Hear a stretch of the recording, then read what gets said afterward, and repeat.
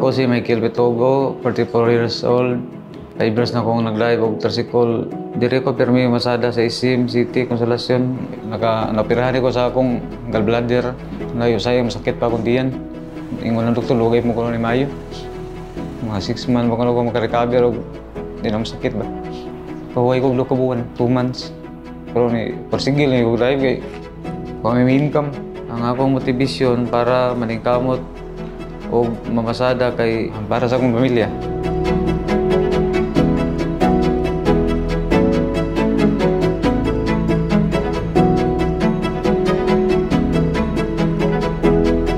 Thank you so much for being a wonderful husband and a responsible and supportive father to our children.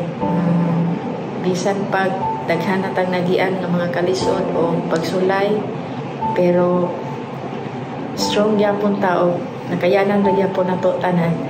Thank you sa tanan nagyatag mubaw pangulong. Thank you sa tanan. Love you po.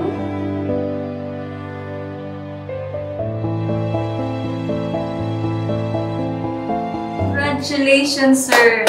Ikaw dyan ang muna pili nga importante ka yung mga recipient to para sa itong 100 days of surprises diri sa SM City Consolacion.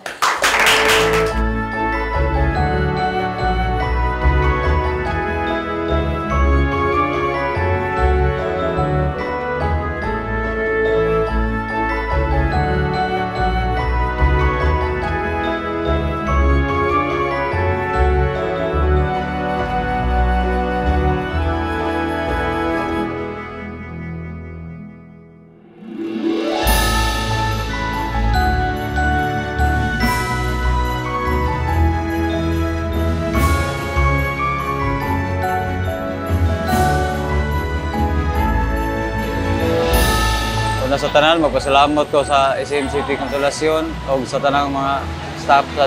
Daghan kay salamat SM City Consolacion sa ilang staff, security ug sa tanang mga tao nga itabang namo para mapilian akong bana sa ilang 100 days of surprises.